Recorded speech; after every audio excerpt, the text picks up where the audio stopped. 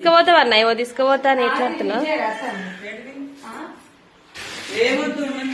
బాగాలేదు పై పలిగింది అంత గ్యాస్ అంతా వేస్ట్ అవుతుంది. ఇక్కడ ఏం చేస్తుర్రా? గోకరకాయ ఉడకబెడుతురా? చాలా మంది అయితే గోకరకాయ ఉడకబెట్టకుండానే వేస్తారు. మేమైతే ఉడకబెట్టండి అసలు తినము, పసర వాసన వస్తుందని. ఉడకబెట్టుకున్న తర్వాతనే. కొత్తదైతే ఇది ఎట్లా ఇచ్చిరన్నా? 150 కానీ ఏడిచ్చిరు చెప్పిది. గ్యాస్ ఇచ్చాకనే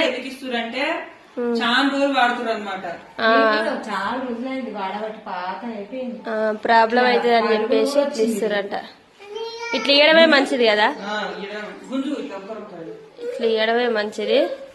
ఎందుకంటే మీరు కూడా మీ ఇంట్లో పాతది ఉంటే మాత్రం కొత్తది మార్చుకోండి ఫ్రెండ్స్. ఇవి చాలా ప్రమాదం. కొత్తది అయితే పెట్టుకోండి.